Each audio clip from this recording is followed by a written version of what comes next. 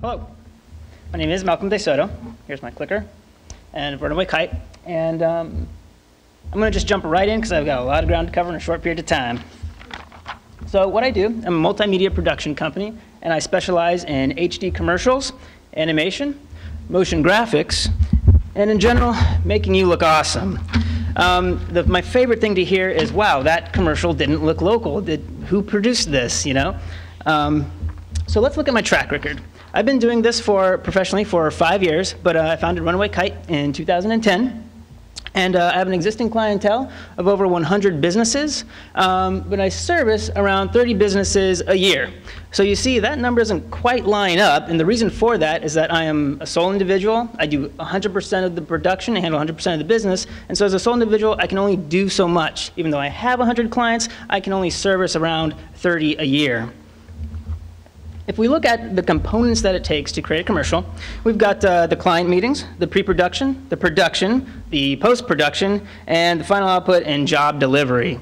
If we were to break these components down as far as percentage of time spent on a job, we would see the client meeting and the pre-production take up about 20% of the job. The production, the actual shooting of the commercial, take about 15% of the job. And the post-production takes up the larger 65% of the job. And that's where you're seeing this tremendous, ugly bottleneck. Now, you might ask yourself, okay, if production is taking you so much time, why do you do it? And the reason for that is because that is really what has made me stand out in the community. There is no one in Humboldt County that is doing motion graphics and animation in the way that I'm doing it. And that's why I continue to do it. Okay, goals. So, in the short term, I intend to expand my local client base and alleviate the post-production bottleneck. That's the most serious problem I'm facing right now. And the way that I plan to do that is by use of contractors. There's a number of independent freelance contractors, and they do different components of the business. So I want to outsource particular components of the job, like the filming of the commercial, and have them do the less work-intensive and skilled labor part of the job while I focus on the post-production. And that way it can kind of help me service more businesses a year. In the long term, I want to hire my first employee and work with more contractors. The way that I see the flow of hiring employees going is I'll have a contractor that I like and that I trust, and I think that does good work. And I want to work with him through the course of a year and train him in the way that I do production so that our styles start to mesh and match up until he's at a point where it's a mutually beneficial relationship. He's getting a lot of work, I'm getting a lot of work, at which point I'll intend to make him a full-time employee. And that's kind of the flow that I'm going to go with as far as hiring people in the future. My second goal is to secure outside work from outside the area. To support a company the size that I wish to be at, you're going to be needing to do work that is outside the area. There's just not enough high-paying work locally to support a company with multiple employees locally. There's a higher pay scale. Just as a few examples, in this past year, in 2011, there were over 15 productions that came through Humboldt County, and they included the Discovery Channel, Fiat, TLC, VW, and Animal Planet, just to name a few. And yes, locals did work on a few of those productions, but they were production assistants. And if you don't know anything about production, that's the lowest guy on the totem pole. He's the guy that's getting you your coffee. So, let's look at the local layout. This is, according to the U.S. Census site, there are around 3,400 businesses in Humboldt County. And if you look at the big media players in Humboldt County, we've got Precision Intermedia, KIEM Channel 3, Cox Rasmussen, Eureka Television Group, and the North Coast Advertising. Now, if we break these down into actual businesses, when I surveyed them, Precision Intermedia services about 200 businesses a year, KIEM 180, Cox Rasmussen, which used to be a huge company if you guys remember, 20, and Eureka Television Group 100, and North Coast Advertising around 100. Suddenlink is also a huge company in the area. They didn't want to be surveyed, but just from my personal experience and work with them, I would imagine that they're around the 200 range as well. Now, out of all these companies, out of all the work that these companies do when I surveyed them, they said about only 30% of their entire workload even involved video production. A lot of these people, they just don't have the skill or the training or the interest to do this, and so they've kind of segued into web design and print design. And so as a business, creating 30 individual commercials a year, I'm actually doing more video work than a lot of these big companies are within Humboldt County that have much more employees. So, looking at the industry at large, the total spending in 2007 in advertising was $30 billion. The total advertising spending in 2011 was $151 billion.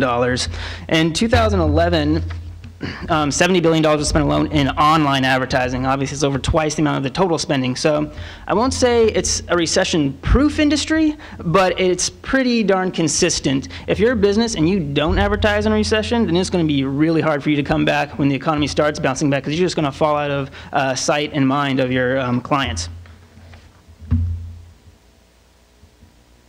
Local advertising and local marketing. In the local marketing, the way that I get work is almost solely word of mouth.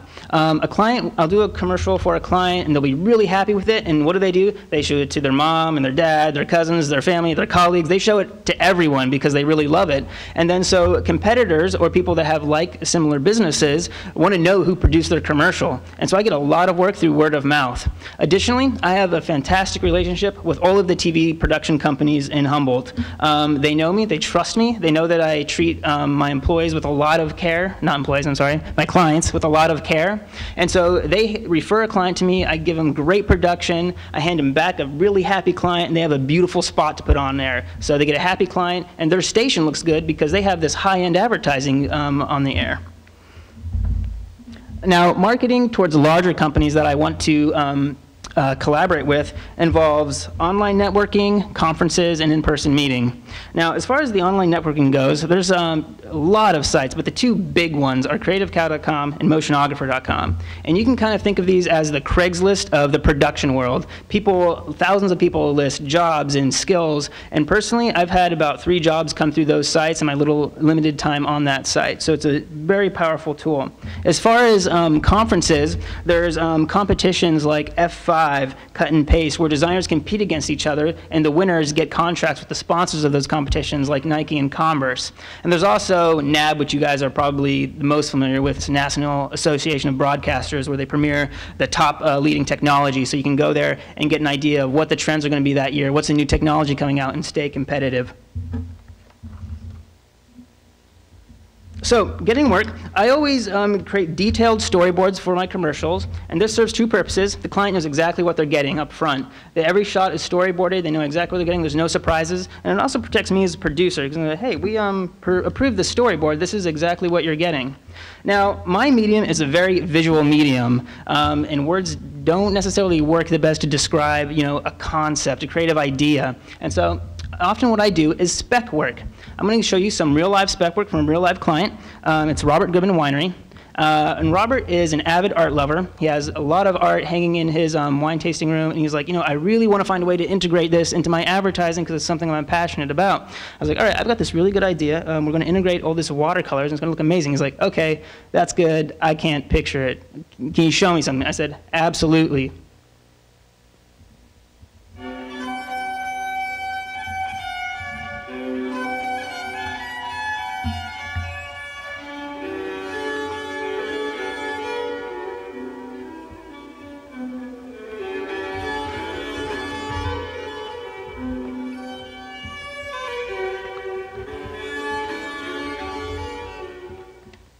So, after Robert saw that, he went from a client that was hesitant about the concept, a little worried about the price point, to someone totally into it. He was like, I love this, I want you to do it, let's get on with this. And so that turned into this.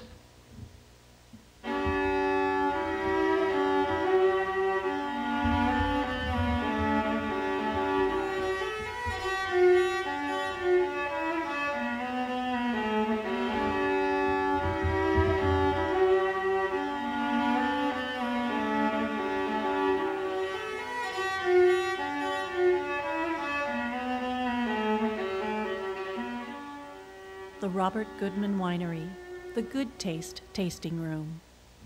Okay, so that's how I get work from a lot of big companies in Humboldt County, and how I tend to get a lot of work for larger companies. Let's talk about growth. This is my sales projections for the coming years. I'm going to hire my first employee in 2014. I picked that date because that's when I'll have enough revenue to afford them. And again, I want to alleviate the post-production, so that's who I'm going to hire first. Then I'll be a production manager. He's going to oversee jobs I don't have to be at. And then it'll be a sales agent, because honestly, it's my least favorite part of the job.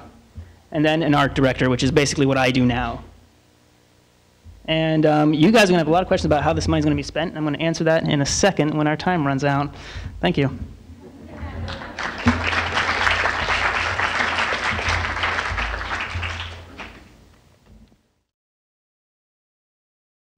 Okay, I'm first up this time. All right.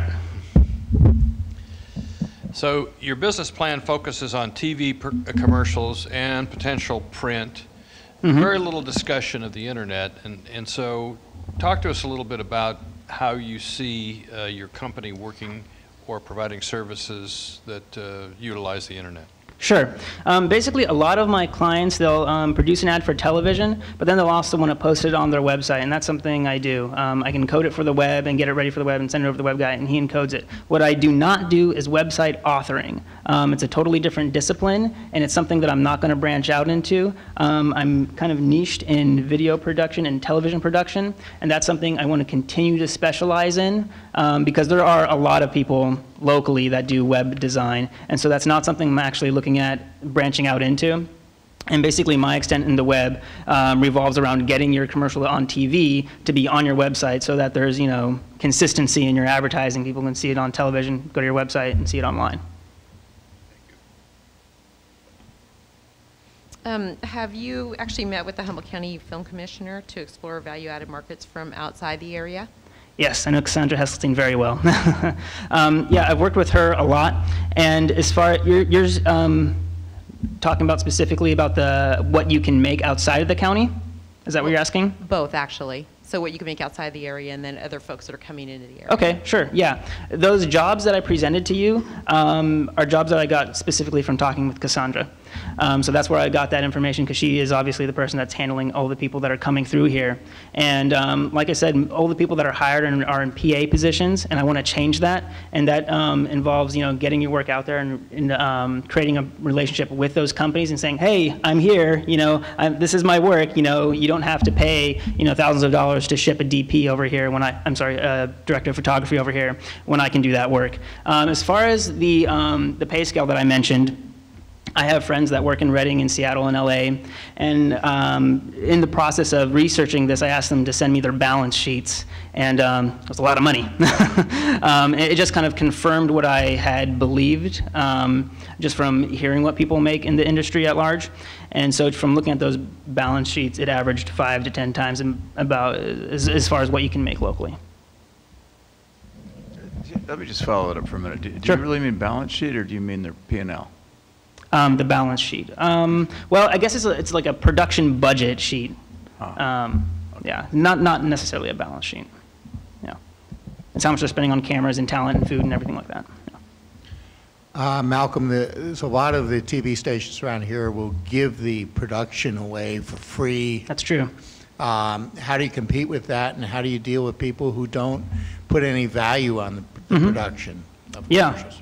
Yeah, that is a real factor, and basically, those clients that want a free commercial are welcome to use them, and their quality is so far below what I do. It's really not the same customer. When people do, this is almost a daily occurrence for me. People ask me like, well, this guy can do it for free, or my cousin can do it for, you know, an apple pie or something, you know. So there's a lot of people, you know, that are like, you know, you're more expensive. Why is that? And it's because there's a higher quality there. You can take my commercial and air it in any market. And some of my clients do that. Like I do a lot of work for Blue Lake Casino, and they use me because they know I can produce work at a certain standard where they can take this commercial and air it in Reading. And they do that for a lot of their events, like a lot of their events, bikers and whatnot. So yeah, that is a reality. They are out there doing free commercials, and I explained to the client, you know, a free commercial is going to look like a free commercial, and they're not making money on that commercial. They're making money on the airtime that you're spending with them. And so as long as you realize that, then that's fine, and that's an option. But I offer a service that's far beyond that. Malcolm, quoting here, this is a direct quote from your business plan. Mm-hmm. What I'm interested in is telling stories in any medium and helping businesses prosper. Mm-hmm.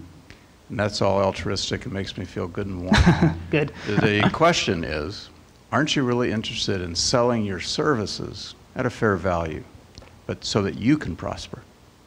Exactly, yeah. If you look at any business in the world, the point of them being in business is to make a living. And I do make a good living, and But my goal when making a commercial for someone is not to just do an ad like, okay, what's something really cool that I can do? It's what is going to make this business stand out? What's going to help this business? A large part of doing production work and working with local clients is finding out what their business is about. For example, I've done a lot of work for Alves Inc., and the main thing that he wanted to do with me is sit down for hours and talk to me like, this is how my business operates, this is what I value, this is where my problems are. And he really wanted to make sure that I had an understanding of his business so that I didn't add that wasn't just like, oh, it looks cool, but something that was actually pertinent to his business and actually helped him. So yeah, I want to make a living. I don't want to starve, but I also want to help you out. I want to make sure that your business shines. I never want to produce something that looks terrible.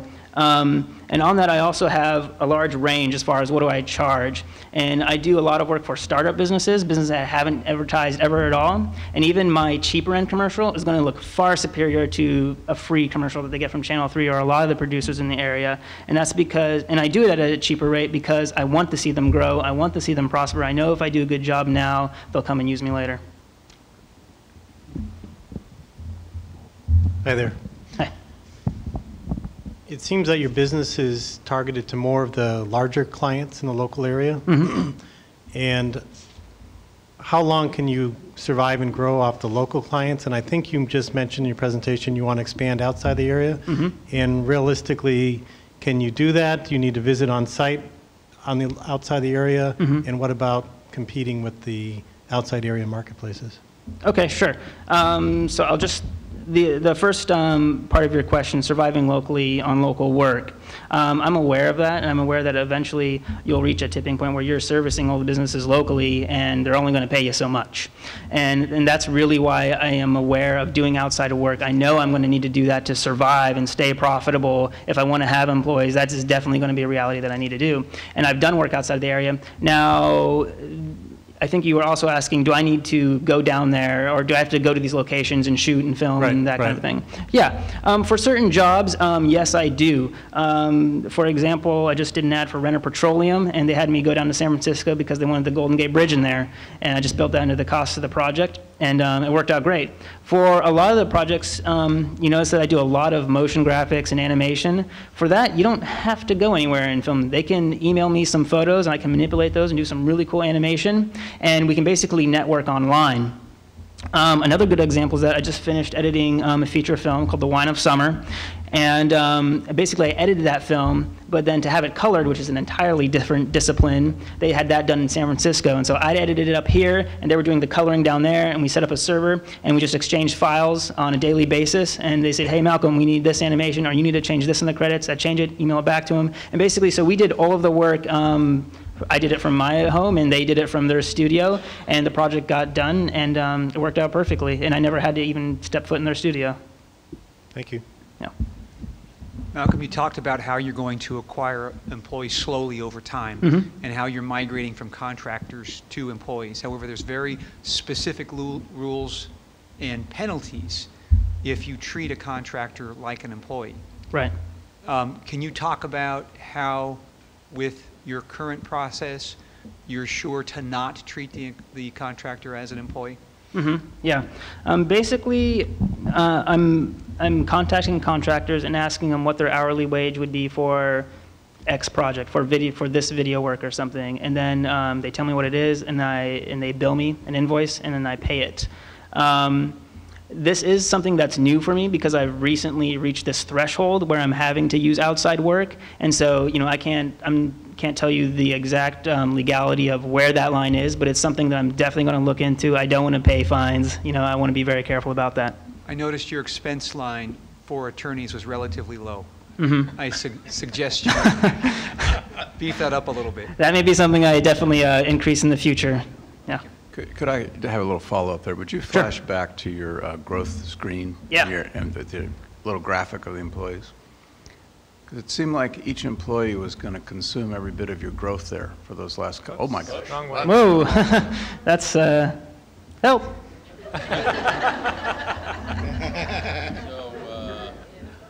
video presentations is your specialty. Well, not necessarily PowerPoint. Honestly, I haven't used PowerPoint since high school. Okay, here we are. Da, da, da, da, Oh, we got a long way to go. Okay, we're getting there. And I'm going to go ahead and start answering your question. Before we get there, the answer is yes. Aha, okay. So the answer is yes, they are eating up a significant amount of that, but really this is, I feel like it's an investment in the future because this is a company that I want to grow.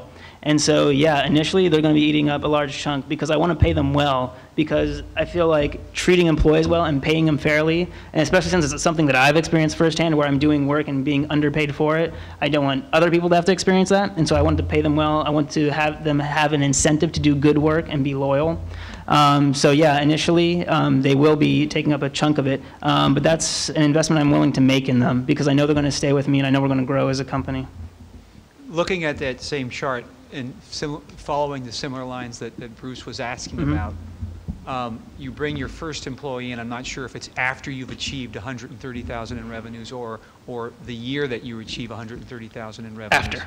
Okay, so that first employee is going to help contribute from 130 to 180 or $50,000. The next one's going to contribute 40,000. The next one's going to contribute 30,000. So as you're growing in your years and revenues, you're actually going to be making less money if you're paying employees more than that. And as you grow, the business will become more complex, not less. So you'll have other costs that come into being. So you might want to think that through a little bit further. Right, thank you, it's a good point. And these are conservative estimates, and you know, this is something that I'm going to take slowly and on a step basis, and if I find that there's not enough revenue coming in, then well, I'm not going to hire that production manager. So yeah. Thank you. So Malcolm, I wanted to follow up on the very first question, which was around the internet. So currently, it sounds like you're making commercials for TV, and some of those are ending up on the internet as well. Yeah. Do you have any plans to make videos that just go to the internet? Yeah, basically. Basically, if you make a commercial for TV, it can automatically be online. It's a simple conversion process. If you go the reverse route, if you make an advertising for the web and then try to convert it to TV, that's a more complicated process. So basically, my discipline now has kind of already enabled me to do that. So putting it on your mobile device, on your website, that's a fairly simple process, and it's really just kind of a conversion to basically converting into a different format. Okay, thank you.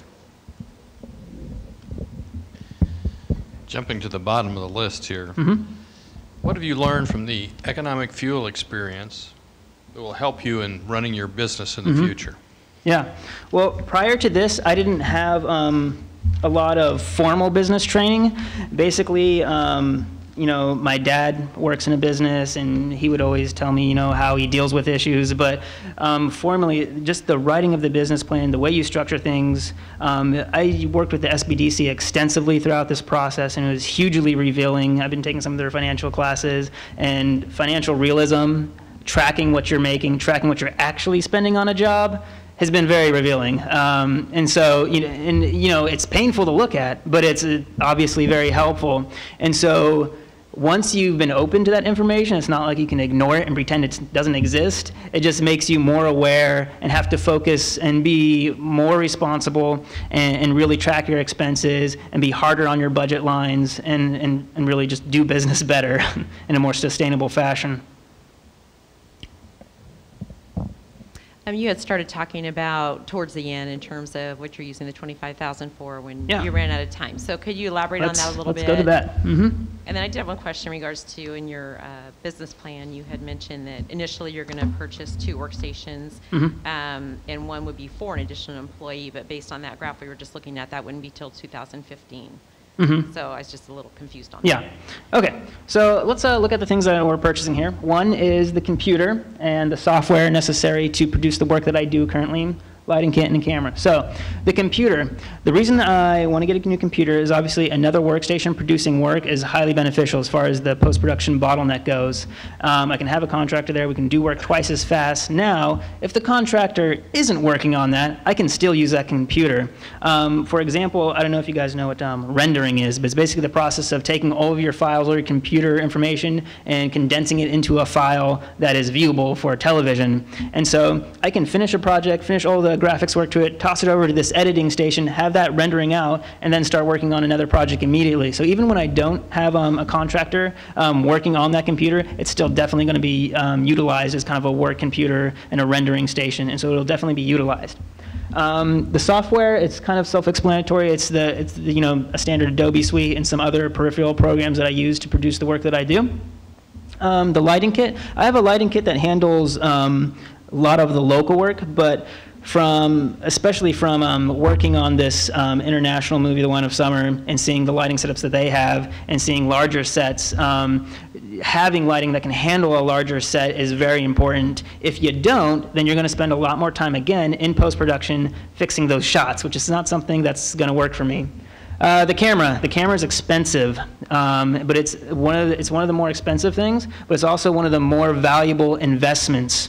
I could buy a camera that had less resolution, less controls, but I'd kind of be shooting myself in the foot because, technology is advancing so fast. A couple years down the road, I'm like, oh, I really wish I could shoot this in this resolution. I really wish I could produce 3D commercials, but instead I opted for the smaller camera, and now I have to sell it and reinvest in a larger camera. So really, investing in the camera that you need for the future is what is the best way to go. And I have experienced this. I've bought several cameras over the course of my life, and I'm very familiar with the benefits and the cons of certain cameras. And this one, there are lots of cameras to consider, and this is one that I chose very particular to my business. So.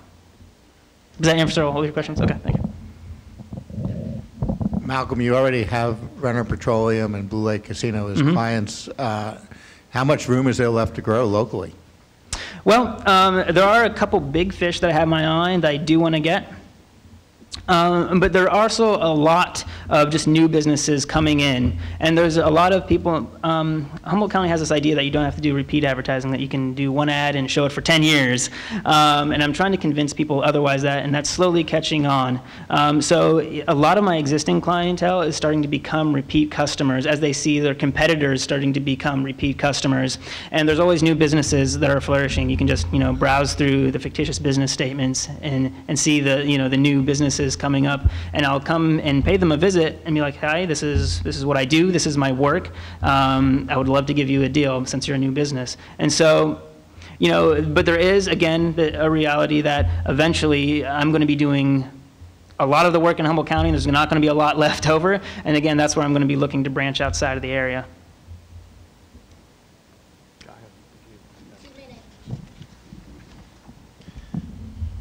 In the various industries, there's usually trade groups that give awards on an annual basis. Yeah. Have you submitted any of your work for award possibilities, and have you won any?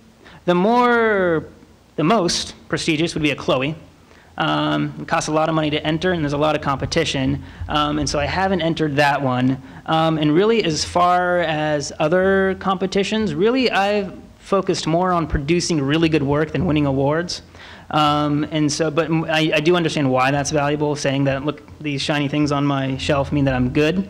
But I have really honestly just been focusing on getting work done, getting clients, and producing the best work that I can. But in the future, yeah, that's something I would definitely want to do. Yeah, I think there's probably smaller trade groups like the Cable Advertising Bureau. Sure. Is one of those groups where they take local, regional advertising, and it would boost your resume, I think. Yeah, that is definitely something I want to look into. Yeah. I'd actually like to follow up on that with a question around your portfolio. How do you deal with that? What does your portfolio look like? Yeah, they call it a show reel, and basically it should be no longer than 2 minutes. It should consist of your work done within 1 year, and it's almost like a little music video vignette. And in fact, I don't know if any of you judges saw when we did the 2-minute elevator pictures of some booths, and on that TV I had my latest show reel playing, and so really, a handwritten resume for someone in my line of work, it's kind of like, all right, you've worked for these companies, what does your work look like, And so really one of the strongest tools is that show reel, so mailing out those DVDs, and that's been my strongest tool as far as a salesman locally. They'd be like, well, who have you worked for, and what have you done? And I always have my laptop with me, and I'm like, well, this is an example of, of this ad, and this kind of ad, and this kind of ad, and this is the pricing structure. Yeah. Great.